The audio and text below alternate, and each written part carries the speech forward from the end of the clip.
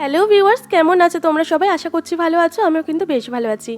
আগের দিন যেহেতু হাজব্যান্ড এসছে, তো বিকেলবেলায় ওর সাথে করে কিছু কাজ মেটাতে হবে, কারণ ও থাকলে একটু সুবিধা হয়। আর আমার গীত কতটা খুশি দেখতে পাচ্ছ, ঘুরতে যাচ্ছে বলে কথা, ও তো বেজায় খুশি।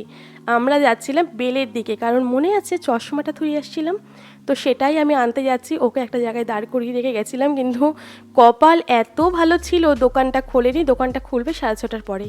ফের আবার ওর কাছে ব্যাক করলাম। এবার খালি মুখে কি আর যাবো? তারপরে ওকে বললাম চলো একটু ফুচকা খাই, অন্তত নিয়ে যাও, খালি মুখে নিয়ে যেও না। আমার গীতের চোখ কিন্তু এখনও অন্যদিকে আটকে আছে। আমরা তো ফুচকা খেতে ব্যস্ত হয়ে পড়লাম।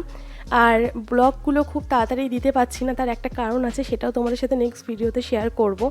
এই হাসি খুশি মুখটা দেখছো, এটা কিছুক্ষণের জন্য ছিল। মায়েরা আজকে বিকেলে এসেছিলো, যে ভিডিওটা দেখছিল সেদিন বিকেলে। আর আমার গীতের জন্য আমাকে আসতে হলো আইসক্রিমের দোকানে। বাবু তো একদম সব কিছু নেবে, তোমরাই দেখে নাও ও কী কী খেতে চাই। কোকাকোলা খাবে? দাও আইসক্রিমটা দাও, ছাড়িয়ে দিই, দাও।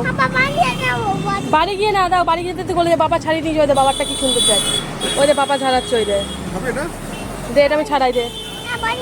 আরে এটা ছাড়িয়ে খাইয়ে দি দে, বাড়ি গিয়ে গলে যাবে মামা।